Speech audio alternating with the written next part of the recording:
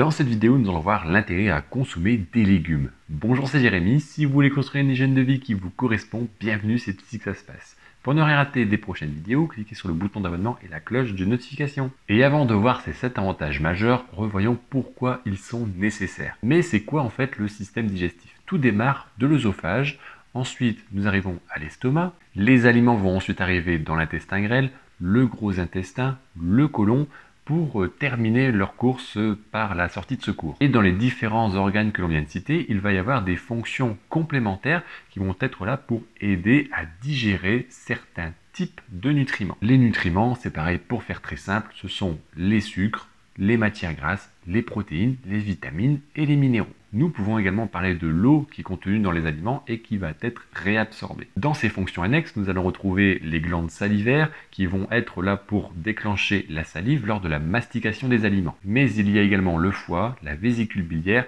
et le pancréas. Je ne vais pas passer en revue tous les stades d'évolution de l'être humain, mais ce qui est sûr, c'est qu'aujourd'hui, notre système digestif a la capacité de digérer les aliments issus du monde végétal et animal. Et contrairement à ce qui peut être dit encore aujourd'hui, les aliments issus des animaux ne sont pas plus mauvais pour la santé que ça. Bien entendu, il faut que les aliments soient adaptés à la santé. Avant de passer en revue les 7 avantages des légumes, revoyons la différence entre les aliments issus du monde animal et végétal. Les aliments issus des animaux, ce sont la viande, le poisson, les œufs, les produits laitiers. Je ne vais pas aller beaucoup plus loin, ce sont les principaux. Leur plus gros avantage, c'est leur richesse en protéines. Ces aliments vont contenir des avantages certains pour la santé, ils sont riches en certains minéraux, certaines vitamines. Par contre, il faudra toujours faire attention à la qualité de ce que nous consommons. Par exemple, prenons du pâté. C'est un aliment qui est transformé et qui provient bien sûr d'un animal. C'est un aliment qui va être riche en sel et qui va contenir plus ou moins d'additifs alimentaires. Tout va dépendre de là où vous achetez l'aliment. Ce que je veux dire par là, c'est qu'entre un pâté qui est fait artisanalement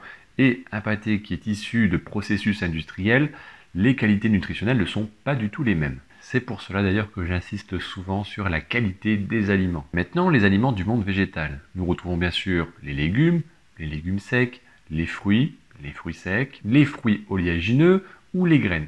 Donc passons maintenant, faisons notre focus sur les 7 avantages à consommer des légumes. Premier avantage, les légumes sont très faibles en énergie, ou en tout cas pour la majorité d'entre eux. Même si certains sont plus caloriques que d'autres, ils seront toujours bien inférieurs à ce qu'on pourrait retrouver en mangeant des féculents par exemple, ou des gâteaux, ou un autre aliment transformé. Enfin, vous m'avez compris. Ce sont les aliments les moins caloriques que nous retrouverons dans notre alimentation. C'est pour ça que les légumes sont préconisés tout le temps, car ce sont des aliments qui vont justement limiter les excès d'énergie, et donc qui sont à privilégier lorsque l'on souhaite perdre du poids. Deuxième gros avantage, ce sont des aliments qui vont être riches en fibres. Il faut savoir que seuls les végétaux vont en apporter. Il n'y aura pas de fibres dans les viandes, les poissons, les œufs ou les produits laitiers. Pour rappel, à quoi vont servir les fibres ?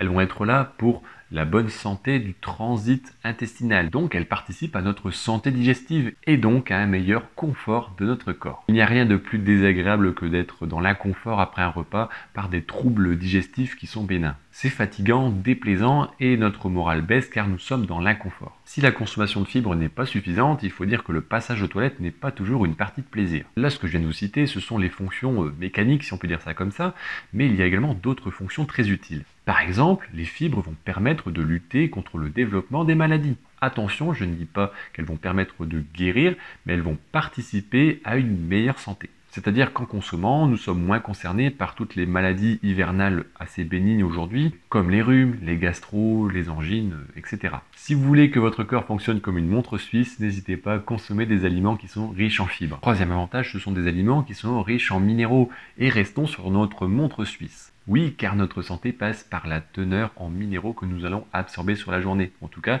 il faut une quantité suffisante. Souvent, par rapport à ça d'ailleurs, je vois souvent des articles sur internet pour que l'on clique dessus avec les X aliments les plus riches en. Et nous sommes souvent tentés de regarder les aliments les plus riches en quelque chose. Pourtant, il faut savoir qu'il n'y a plus spécialement de questions à se poser lorsque l'on écarte les aliments transformés au profit des aliments naturels. Selon la saison, et donc le légume qui va pousser en cette saison, les minéraux vont être présents en quantité suffisante pour subvenir à nos besoins. Cela veut dire qu'il faut également consommer régulièrement des légumes différents pour profiter de tout ce panel de minéraux. Et surtout, j'appuie bien là-dessus, consommer les légumes de saison, car un légume qui ne l'est pas sera moins intéressant nutritionnellement. Je prends souvent cet exemple-là, c'est concernant les légumes d'hiver. S'ils poussent pendant cette période de l'année, c'est qu'il y a une raison. C'est pour nous permettre d'apporter ce qu'il nous faut en quantité suffisante pour justement éviter les troubles de la santé que nous pouvons avoir durant cette période de l'année, les maladies. Selon la période de l'année, l'état de santé de notre corps sera plus ou moins mis à l'épreuve. Et les légumes vont être là pour apporter ce qu'il nous faut sans passer par la case complément alimentaire. Quatrième avantage, c'est la teneur en vitamines. Je ne vais pas beaucoup m'étaler sur le sujet car tout ce que j'ai dit pour les minéraux vont s'appliquer pour les vitamines. C'est exactement la même chose. Je fais quand même une parenthèse qui n'a rien à voir avec les légumes, c'est par rapport à la vitamine D. Nous sommes susceptibles d'en manquer durant l'hiver, surtout si nous avons des métiers professionnels en intérieur. C'est pour cela que dès que des rayons de soleil sont présents, il ne faut pas hésiter, il faut sortir même s'ils ne sont pas puissants. Cinquième avantage des légumes, ils vont rassasier. Et cela pour deux raisons. Même si les légumes sont faibles en énergie, on pourrait penser qu'ils sont absorbés rapidement. C'est effectivement vrai si nous consommons que ça lors du repas. Mais si les légumes viennent s'ajouter à d'autres aliments, ils vont vraiment participer à nous caler sur la durée. Première raison, c'est le volume. Lorsque l'on consomme par exemple 200 g de légumes lors d'un repas, il faut du temps à notre système digestif pour qu'il les digère. Deuxièmement, les légumes vont bien caler car ils sont riches en fibres et les fibres sont plus difficiles, prennent plus de temps à être digérées. Sixième avantage, les légumes ont des goûts variés. J'entends certaines personnes qui me disent « j'aime pas les courgettes ». Par contre, en gratin, ça va. Et là, je lui dis, donc tu aimes les courgettes quand même? Et là, elle me répond, oui, mais ça dépend comment elles sont préparées. Vous voyez là où je veux en venir, c'est qu'en les transformant, il est tout à fait possible d'adapter les saveurs et les goûts pour qu'on puisse en manger. Cela veut dire que si les crudités ne passent pas, est-ce que l'on a essayé le potage? Est-ce qu'on a essayé, pourquoi pas, le gratin, etc. L'objectif, lorsque l'on n'aime pas un légume, c'est de changer la forme et de tester. Le septième avantage, et je voulais parler de cette partie-là, ce sont les vertus anti-cancer. Tout simplement parce que nous voyons cette notion de super aliment régulièrement. À certains moments, nous pouvons lire ou entendre que certains aliments vont avoir des vertus quasi miracles sur certaines maladies. Là-dessus, il faut faire très attention, même si effectivement une consommation régulière et en quantité suffisante de légumes vont vraiment participer à notre santé, en aucun cas un aliment n'a des vertus anti quelque chose. Pour employer une phrase plus correcte, nous pouvons dire que les légumes sont là pour lutter contre le développement des maladies. Et donc de ce fait de lutter contre le développement des cellules cancéreuses. Mais cela n'empêchera pas de développer un cancer. C'est toujours possible, il n'y a aucun aliment miracle. Il faut s'enlever ça de la tête. Et puis, ça n'a pas de sens. Si nous mangeons des brocolis parce que nous avons entendu que cela a des vertus anti-cancer, nous en consommons tous les jours pour être sûr que nous en avons en quantité suffisante. Mais à côté de ça, je continue à boire de l'alcool, je fume, je mange des aliments transformés. Vous comprenez bien, il y a un principe de cohérence derrière tout ça. Donc, dans ce septième avantage, j'ai parlé des vertus anti-cancer. On pourrait mettre aussi plein d'autres vertus anti-quelque chose. Anti-âge, anti-vieillissement. Généralement, c'est vrai, mais ce ne sont pas des fontaines de jouvence. Comme précédemment, consommer des légumes va permettre d'apporter une bonne partie d'antioxydants, donc de lutter contre le vieillissement cellulaire. Mais je vous rassure, nous continuons quand même de vieillir en fin de compte. Maintenant, comment consommer plus de légumes? Déjà, listez les légumes que vous consommez et que vous trouvez par chez vous.